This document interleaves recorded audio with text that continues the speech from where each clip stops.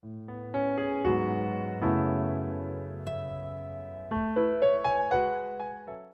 함께 나누실 하나님의 말씀은 여호수아 16장 1절에서 10절까지 저하고 여러분이 한 절씩 교대로 읽으시겠습니다.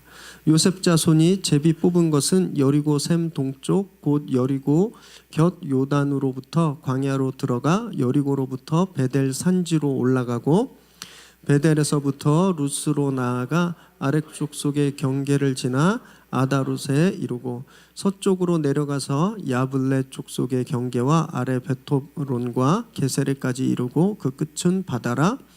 요셉의 자손 므낫세와 에브라임이 을 받았더라.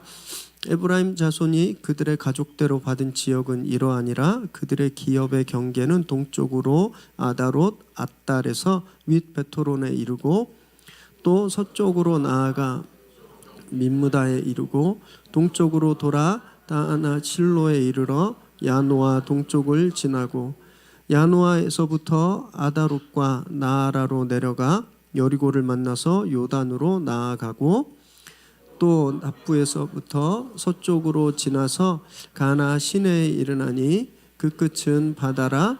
에브라임 자손의 지파가 그들의 가족대로 받은 기업이 이러하였고 그 외에 므낫세 자손의 기업 중에서 에브라임 자손을 위하여 구분된 모든 성읍과 그 마을들도 있었더라.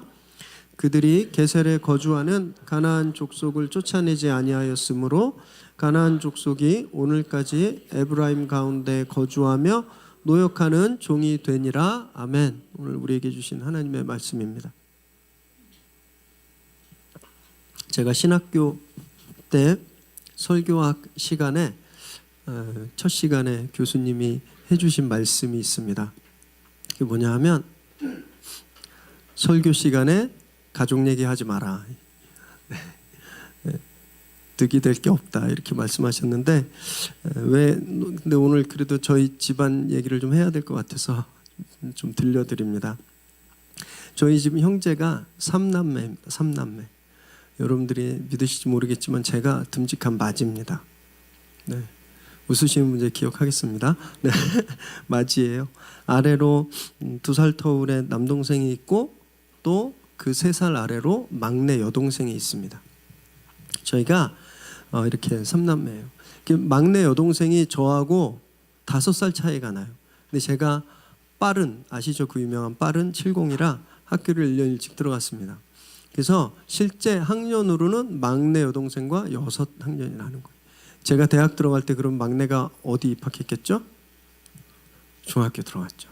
완전 애기였어요. 맨날 우는 소리가 이것도 우리 막내가 보면 상처 안 받길 원하는데 막내 지금도 보면 막내 티가 나요. 그래서 우리 막내가 대학 갈 때 원서 접수를 제가 했습니다. 제가 치열한 눈치 작전과 어디에 넣어야 되나 막 고민해서 탁월한 이 큰오빠의 선택으로 다행히 인서울에서 대학을 갔습니다. 인서울. 네. 그걸 모르더라고요. 그래서 그런데 우리 막내가 대학 졸업하기 전에 제가 미국으로 갔어요. 그리고 14년 있다가 귀국했는데 더 이상 아기가 아니더라고요.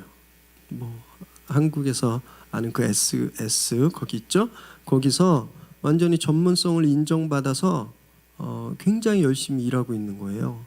그래서 깜짝 놀랐습니다. 저는 사실 얘가 뭘 먹고 살아야 될까 이런 생각했었거든요. 그래서 오빠가 계속 얘를 먹여 살려야 되나 이런 생각했었는데 제가 14년 만에 돌아오니까 막내가 훨씬 더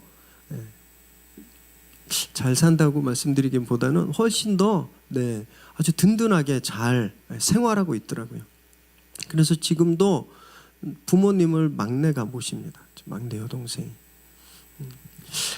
우리 집안의 장녀 같은 역할을 하는 거예요. 명절 때 되면 큰 집에서 모이잖아요. 그래서 저는 거기서 다 모입니다. 장남이 저지만 실제 저희 집안의 맞이 역할은 막내 여동생이 하고 있는 거예요. 그래서 제가 막내를 볼 때마다 늘 고맙고 감사합니다. 늘 고맙고. 저희 부모님 저에게 너는 하나님께 바쳤으니까 없는 자식으로 칠랜다 이렇게 말씀하시지만 그래도 장남이니까 부모님에 대한 부담이 있을 텐데 저희 막내가 그것을 다 해주니까 오빠로서 너무너무 고마워요. 그런 가정들이 있으시잖아요. 마지가 마지 역할을 하기보다는 동생들 중에 그 마지 역할을 하는 그런 가정들 많으시잖아요. 꼭 장자가 마지 역할을 하는 건 아니더라고요. 그런데 성경에도 보면 먼저 태어났다고 꼭 장자가 되는 법은 없다라는 걸 저희가 알게 됩니다. 이스라엘 12가문 중에 장자의 직분을 이어받은 지파가 어느 지파였죠? 유다입니다. 유다가 몇 번째 아들이에요? 네 번째 아들. 네 번째 아들인데 12지파의 마지 역할을 하는 겁니다. 그래서 지난주에 보면 유다 지파가 제일 먼저 분깃을 받습니다. 분배를 받아요. 유다 지파가 분깃을 받고 나서 그리고 바로 요셉 가문. 요셉 가문은 므낫세와 에브라임인데 요셉 가문이 이제 분깃을 받습니다. 땅을 분배받아요. 이 내용이 16장과 17장에 기록되어 있습니다. 오늘 본문 1절에서 3절까지 함께 읽으실까요? 시작. 요셉 자손이 제비 뽑은 것은 여리고 샘 동쪽 곧 여리고 곁 요단으로부터 광야로 들어가 여리고로부터 베델 산지로 올라가고 베델에서부터 루스로 나아가 아렉 족속의 경계를 지나 아다롯에 이르고 서쪽으로 내려가서 야블롯 족속의 경계와 아래 베토론과 게세레까지 이르고 그 끝은 바다라. 16장과 17장에서 실제로 땅을 분배받는 지파는 에브라임과 므낫세입니다. 에브라임과 므낫세. 그런데 1절에서는 이들을 요셉 자손이다라고 했어요. 요셉 자손. 왜 에브라임과 므낫세가 땅을 받았다고 하지 않고 요셉 자손이라고 특별하게 써놨을까요? 그 이유는 요셉이 받은 장자의 분깃, 요셉이 받은 장자의 분깃을 확인시켜 주는 거예요. 역대상 5장 1절에서 2절 말씀을 함께 읽을까요? 시작. 이스라엘의 장자 르우벤의 아들들은 이러하니라. 르우벤은 장자라도 그의 아버지의 침상을 더럽혔으므로 장자의 명분이 이스라엘의 아들 요셉의 자손에게로 돌아가서 족보에 장자의 명분대로 기록되지 못하였느니라. 유다는 형제보다 뛰어나고 주권자가 유다에서 났으나 장자의 명분은 요셉에게 있느니라. 성경이 장자의 명분이 누구에 있다 그랬어요? 요셉에게. 헷갈리시죠? 그럼 유다는 뭐야? 유다가 12지파의 장자 지파예요. 그래서 제일 먼저 땅을 분배받았습니다. 성경에 보니까 장자의 명분이 요셉에게 있다라고 되어 있는 거예요. 고민하게 됩니다. 그런데 이게 헷갈리시면 안 돼요. 다시 한번 간단히 설명드리면 장자가 받는 권리가 두 가지가 있었습니다. 두 가지가. 하나는 장자권이에요. 다른 건 축복권. 장자권은 보통 한 사람에게 이 두 가지가 다 주어졌는데 지금의 경우는 장자권과 축복권이 따로따로 주어지게 된 거예요. 장자권은 뭐냐 하면요, 물질에 관한 겁니다. 유산이에요. 유산.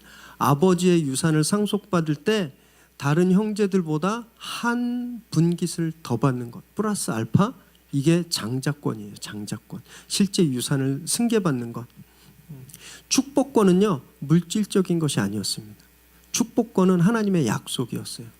하나님이 이스라엘의 그 지파들을 통해서, 이스라엘의 역사를 통해서 계속 구원에 대한 약속, 구원에 대한 축복의 약속을 계속 주고 계신데 그것이 계승되는 것, 그게 축복권이에요. 이 두 개 달라요. 그래서 야곱이 형 에서에게 팥죽 한 그릇으로 장자권을 갈취했잖아요.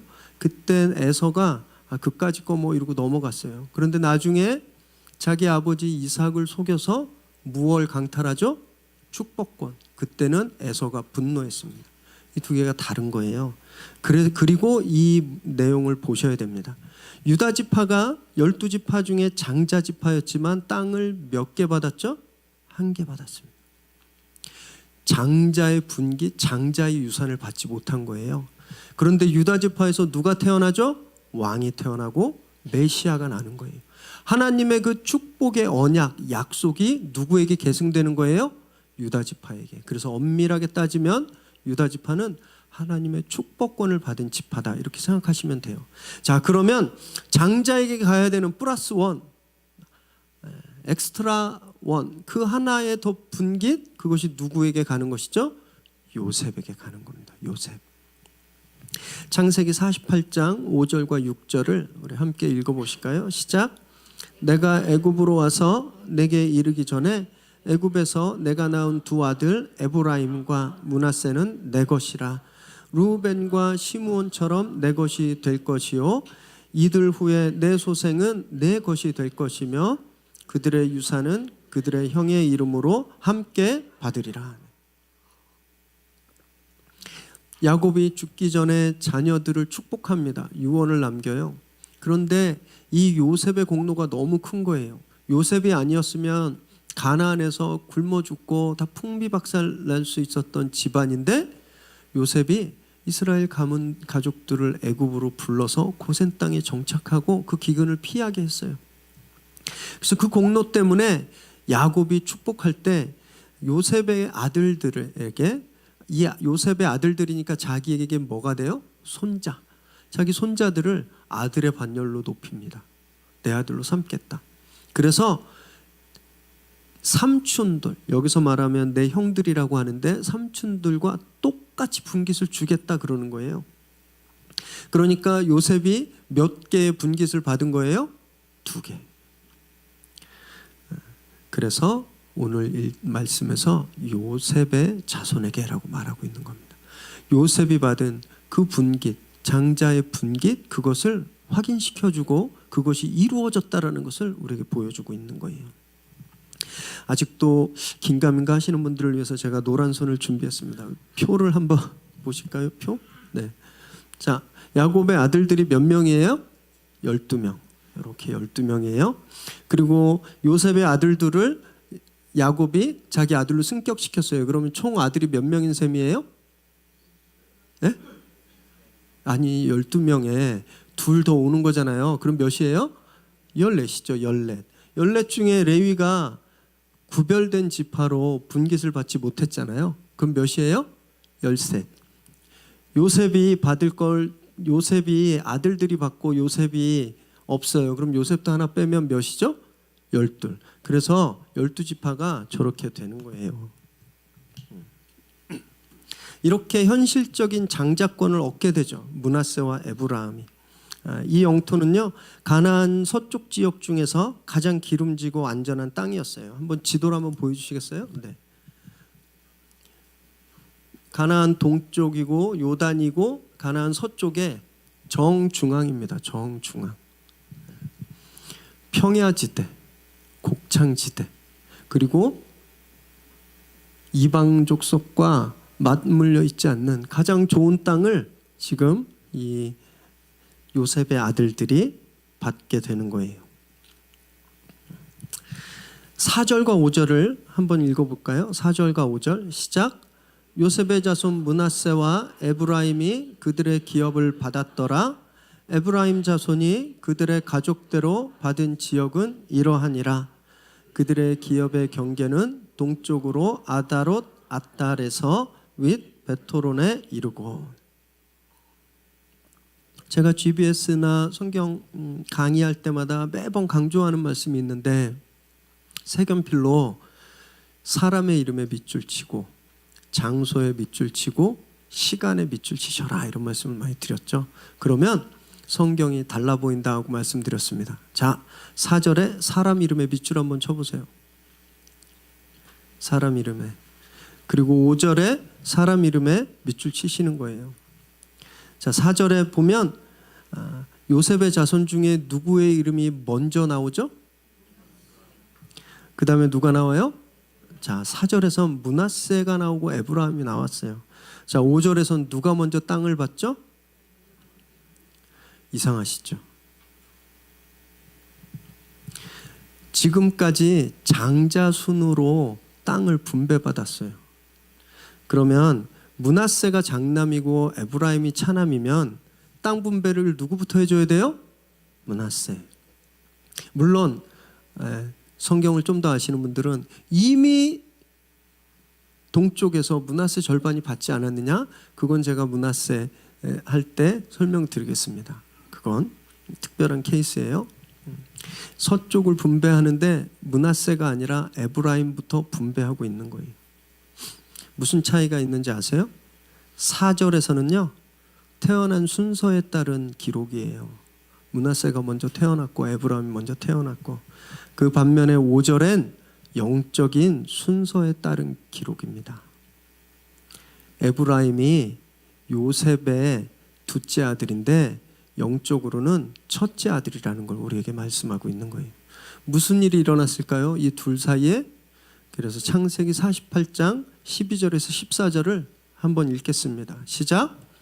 요셉이 아버지의 무릎 사이에서 두 아들을 물러나게 하고 땅에 엎드려 절하고 오른손으로는 에브라임을 이스라엘의 왼손을 향하게 하고 왼손으로는 므낫세를 이스라엘의 오른손을 향하게 하여 이끌어 그에게 가까이 나아게 매 이스라엘이 오른손을 펴서 차남 에브라임의 머리에 얹고 왼손을 펴서 므낫세의 머리에 얹으니 므낫세는 장자라도 팔을 엇바꾸어 얹었더라. 이 사건이 일어났던 거예요. 요셉이 자기 아들들에게 축복해달라고 자기 아들들을 손을 붙잡고 아버지한테 나갔어요. 아버지가 이렇게 마주보고 있잖아요. 그래서 므낫세를 왼쪽에, 에브라임을 오른쪽에 데리고 갔어요. 그러면 아빠 입장에서는 오른쪽에 누가 있는 거죠? 므낫세. 왼쪽에 누가 있는 거예요? 네, 에브라임. 왜? 자기 장자가 장자의 축복을 받아야 되기 때문에. 그래서 이렇게 내려가서 아버지 앞에 무릎을 꿇게 했습니다.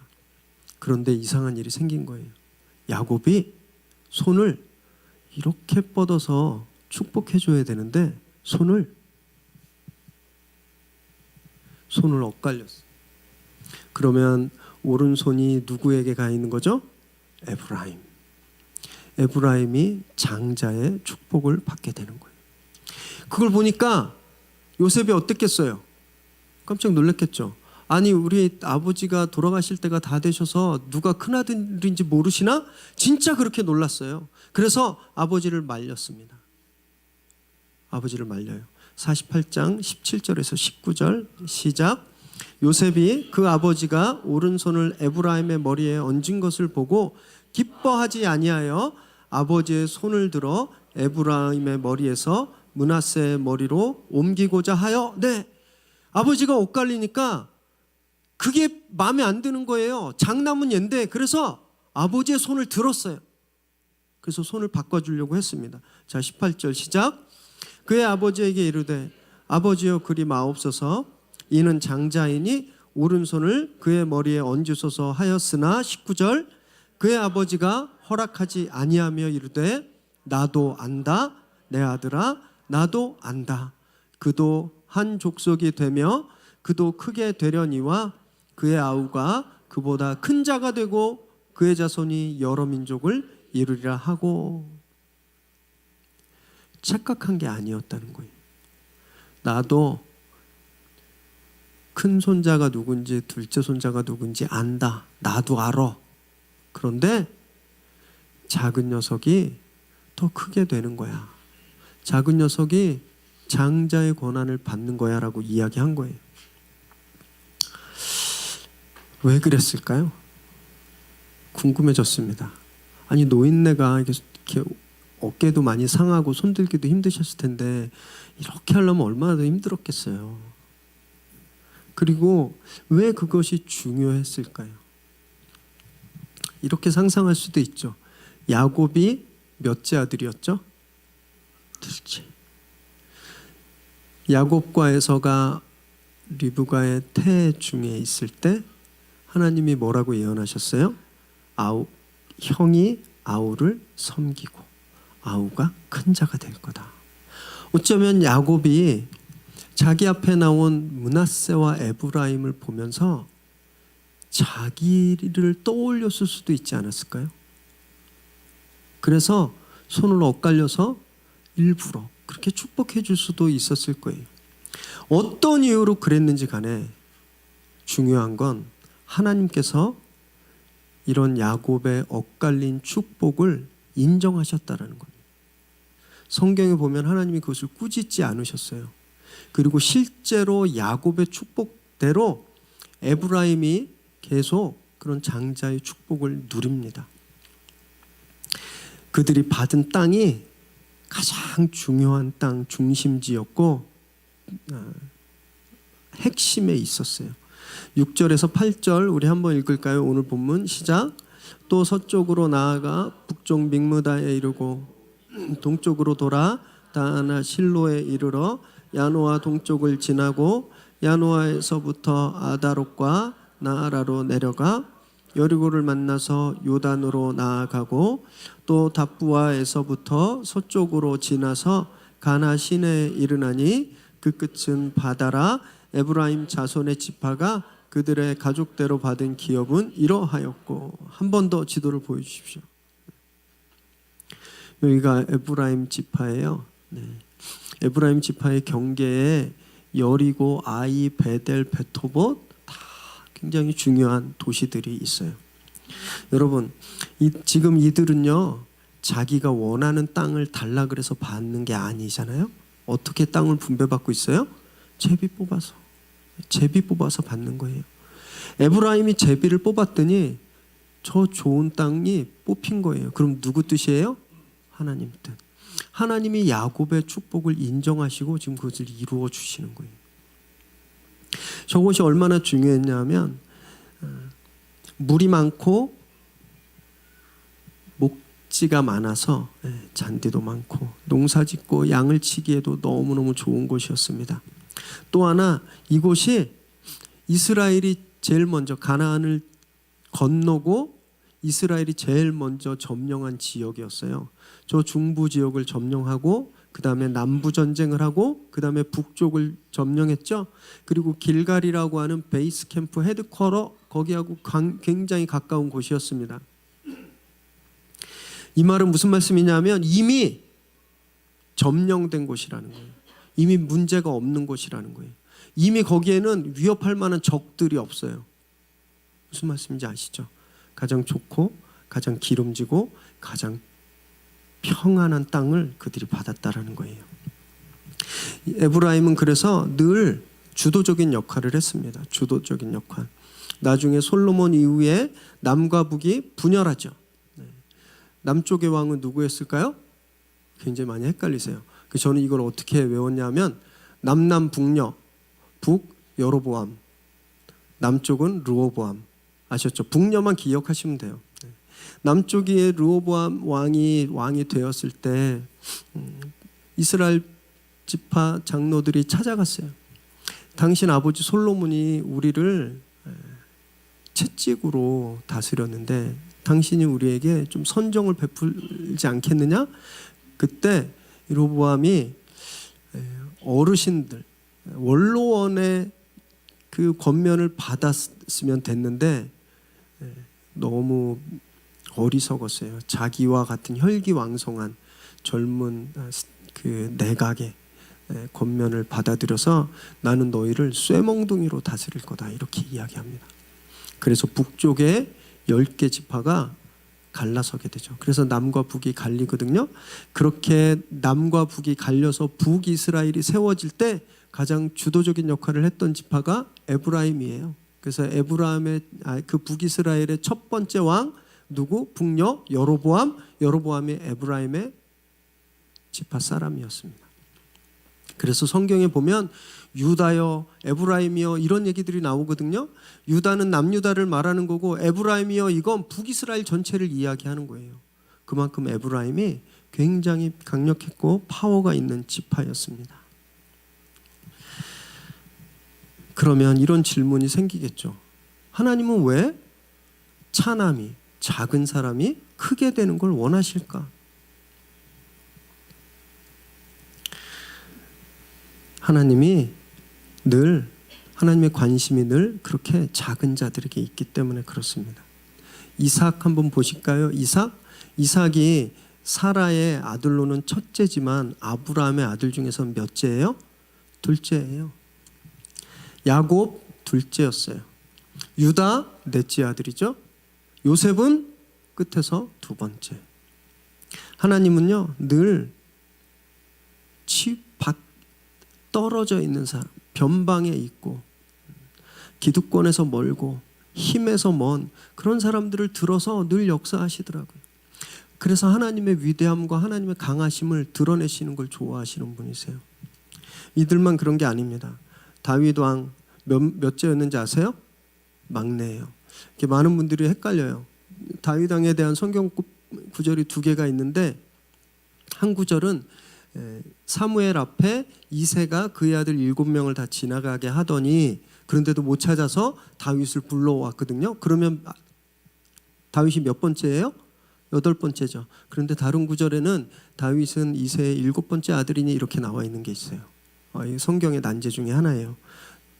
답을 저에게 물으신다면 모른다고 대답드리고 싶습니다. 네. 다윗은 막내 아들이었습니다. 다윗 다음에 누가 왕이 되죠? 솔로몬. 솔로몬 몇 번째 왕인지, 몇 번째 아들이었는지 아세요? 무려 10번째 아들이었습니다. 그래서 신약에 보면 마리아가 예수님을 잉태하고 너무너무 기뻐서 성령의 감동으로 하나님이 이런 분이시구나라는 것을 노래합니다. 이것이 마리아의 노래예요. 구약에 있는 미리암의 노래, 그다음에 신약에 있는 마리아의 노래는 성경이 굉장히 중요한 하나님에 대해서 찬양하는 굉장히 중요한 두 노래들이거든요. 그 중에 하나가 이제 누가복음에 나오는 마리아의 노래인데 마리아가 하나님을 이렇게 고백하고 있어요. 누가복음 1장 51절에서 53절 시작. 그의 팔로 힘을 보이사 마음의 생각이 교만한 자들을 흩으셨고 권세 있는 자를 그 위에서 내리치셨으며 비천한 자를 높이셨고 줄이는 자를 좋은 곳으로 배불리셨으며 부자는 빈손으로 보내셨도다. 하나님이 이런 분이시라는 거예요. 자기 변방에 아무것도 아닌 그냥 나약한 미천한 여종인데 그 미천한 자신에게 메시아를 잉태하게 하신 그 하나님, 강한 자를 내리시고 약한 자를 올리시는 하나님, 배고픈 자에게 좋은 곳으로 배불리시고 부자는 빈손으로 보내는 하나님, 하나님이 그런 분이시라는 거예요. 그 하나님을 이스라엘의 족장들 역사에서 보여주고 계시는 거예요. 세상은 안 그렇거든요. 세상은 강한 사람이 다 갖습니다. 약육강식이잖아요. 힘센 사람이 다 먹어요. 1등하면 성공하고 꼴등하면 실패합니다. 항상 위에 있는 승자가 독식하는 거예요. 그런데 하나님은 그러지 않으신다라는 겁니다. 하나님은 오히려 뒤처져 있는 자를 보신다는 거예요. 하나님의 마음은 오히려 앞에 있는 사람이 아니라, 앞에 있는 존재가 아니라 뒤에 있는 존재에게, 사람들에게 주목받지 못하는 존재에게 하나님의 마음이 간다라는 거예요. 그래서 하나님의 아름다운 것으로 입히고 기름진 것으로 먹여서 그를 영화롭게 해서 원래 타고나길 잘 타고난 사람들에게 하나님의 은혜가 이런 거구나, 그것을 알게 하시는 분, 그분이 하나님이시라는 겁니다. 그래서 하나님이 장난하시는 거 아니고 계속 장자 승계권이 없는 사람들에게 계속 장자의 축복을 주오셨던 거예요. 여러분, 그래서 우리에게 소망이 있는 겁니다. 그래서 우리에게 소망이 있는 거예요. 우리 실패한 것 같잖아요. 일도 잘 안 되고 문제가 너무 쏟아지고 내가 할 수 있는 것이 없고 남들은 다 성공해서 저 앞에 가고 있는데 나는 그냥 여기서 내 삶의 문제 때문에 아무것도 할 수 없는 그런 실패한 사람 같을 때가 얼마나 많아요.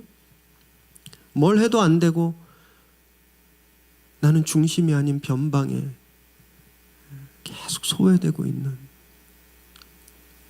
여러분 바로 그 자리가 엇갈린 손을 경험하는 자리입니다. 여러분 한번 저희가 손을 한번 엇갈려 볼까요? 왼손을 뻗고 오른손을 뻗고 들어보세요. 무엇이 보이세요? 무엇이 보이세요? 십자가예요. 여러분 이 야곱의 엇갈린 팔은 십자가입니다. 십자가. 빌립보서 2장 8절 한번 읽어보실까요? 시작. 사람의 모양으로 나타나사 자기를 낮추시고 죽기까지 복종하셨으니 곧 십자가의 죽으심이라. 하늘에 계신 분이 낮은 이 땅으로 오셨어요. 그래서 엇갈린 나무에서 돌아가셨죠. 이 엇갈린 나무 십자가가 우리 운명을 바꾸는 겁니다. 죽어야 되는데 살게 됐잖아요. 늘 어둠 속에 있어야 되는데 빛을 경험하게 됐잖아요. 늘 울고 슬퍼해야 되는데 우리가 기쁨을 이제 경험하게 되는 거예요. 둘째로 태어나서 영원히 둘째로 살아야 되는 에브라임에게 그 엇갈린 손 때문에 운명이 역전된 것처럼 늘 죄 가운데서 그냥 사망 가운데서 살아야 되는 우리인데 그곳에 엇갈린 나무가 놓여질 때 우리 삶이 역전되는 겁니다. 절망하시면 안 돼요. 왜 나는, 내 팔자는 왜 이럴까? 나는 뭘 해도 안 되나? 진짜 죽을 때까지 일해야 되나? 여러분 그렇게 절망하지 마세요. 엇갈린 나무, 그 십자가가 우리를 역전시키는 겁니다. 10절 말씀을 읽겠습니다. 시작. 그들이 게셀에 거주하는 가나안 족속을 쫓아내지 아니하였으므로 가나안 족속이 오늘까지 에브라임 가운데에 거주하며 노역하는 종이 되니라. 아쉬운 건 에브라임이 그렇게 장자의 분깃을 받고 축복을 받아서 가장 좋은 땅을 얻었지만 그들이 영적으로 나태했어요. 가나안 족속을 쫓아내지 아니하였다라고 되어 있거든요. 이 말은 뭐냐면 충분히 쫓아낼 수 있는데 자기들이 일부러 쫓아내지 않았다라는 뜻입니다. 유다 족속도 저희가 지난주까지 살펴봤는데 여부스 성을 점령하지 못했죠. 왜냐하면 여부스 성이 굉장히 점령하기 어려운 성이었기 때문에 그래요. 너무너무 거세게 반발하고 아주 천혜의 요새였기 때문에 여부스 성을 점령하고 싶어도 점령하기 어려웠어요. 그래서 나중에 아주 후대의 다윗이 그 성을 점령하고 예루살렘으로 만들잖아요. 게셀은 그런 성이 아니었습니다. 맘만 먹으면 점령하고 다 쫓아낼 수 있는 성이었어요. 그래서 이들이 게셀을 점령하고 거기 사는 가나안 족속들을 어떻게 했어요? 종으로 삼아버린 거예요. 하나님의 명령은 무엇이었습니까? 그들을 진멸하는 거였어요. 그들을 몰아내는 거였어요. 그런데 에브라임이 지금 어떻게 하고 있는 거예요? 하나님은 몰아내라 그랬는데 자기들이 부려보니까 편한 거예요. 화장실 청소하고 백큐ම් 돌리고 주차 관리하고 짐 날라주고 편하잖아요. 그러니까 자기 종으로 삼아버린 거예요. 이 정도쯤이야 언제든지 우리가 물리쳐버릴 수 있어. 뭐 당장 지금이라도 다 쫓아버릴 수 있지만 편하니까 종으로 쓴 겁니다. 여러분 이들의 이 나태함 때문에 나중에 정말 큰 범죄가 일어나고 비극이 일어나는데 에브라임 지파가 우상 숭배의 중심지가 되어버려요. 열왕기상 12장 25절 그리고 28절과 29절을 함께 읽습니다. 시작.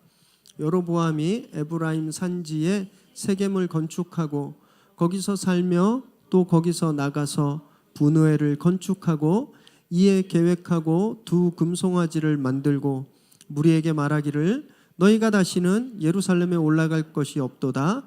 이스라엘아, 이는 너희를 애굽 땅에서 인도하여 올린 너희의 신들이라 하고 하나는 베델에 두고 하나는 단에 둔지라. 남북이 갈라지고 그래서 예루살렘이 남유다에 있었기 때문에 북이스라엘이 거기서 제사를 드리지 마라 그랬어요. 대신 베델과 단에 금송아지를 하나씩 만들고 그 금송아지가 누구라 그러는 거예요? 너희를 이곳에 인도하신 하나님이다. 너희들의 신이다. 게셀 족속을 진멸하지 않고 이것쯤이야. 그리고 내버려 뒀더니 에브라임이, 영적인 장자의 분깃을 받은 에브라임이 우상을 섬기는 메카가 되었다라는 거예요. 여러분, 엇갈린 팔로 운명이 바뀌었으면 말씀에 철저히 순종해야 되는 겁니다. 엇갈린 팔로 운명이 바뀌었다고 다 되는 게 아니에요. 말씀에 온전히 순종하지 않으면 이런 비극이, 축복이 저주가 되는 비극을 경험하게 된다라는 겁니다. 저희들도 그런 거 다 하나씩 있죠. 이 정도는 괜찮아. 이것쯤이야 뭐 내가 당장 안 할 수 있지. 그런 거 있지 않으세요? 마치 담배 피시는 분들이 담배 정도야 내가 맘만 먹으면 금방 끊어. 그러다가 수십 년 못 끊고 고생하는. 아니면 아이들처럼 요즘 방학 숙제 없다지만 옛날에는 있었잖아요. 방학하면 방학 숙제 내가 진짜 하루 만에 다 할 수 있어. 그리고 계속 미루다가 결국 계약하고 방학 숙제 못해서 선생님한테 혼나는 그런 아이들처럼 우리 안에 그런 것들이 있다는 거예요. 이 정도는 뭐 금방 내가 할 수 있을 거야. 이 정도 뭐 웹사이트로 음란 사이트 보는 거 뭐 이 정도 뭐 보면 어때? 나 이거 내일이라도 당장 안 볼 수 있는데. 게으름. 나 맘만 먹으면 일찍 일어날 수 있지. 남의 흉 보는 것들.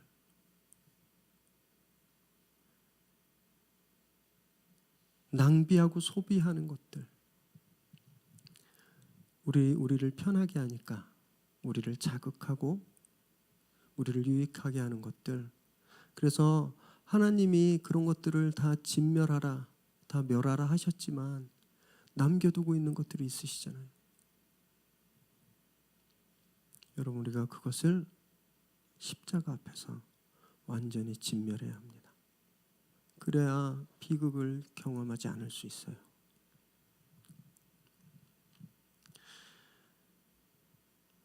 십자가로 우리 운명이 바뀌었으면 이제 우리가 말씀으로 거룩해야 합니다. 하나님 그걸 원하시는 거예요. 오늘 그렇게 엇갈린 팔로 운명이 바뀌고 또 십자가 앞에서 온전함을 이루는 저와 여러분 되시기를 주님의 이름으로 축원합니다. 함께 기도하겠습니다.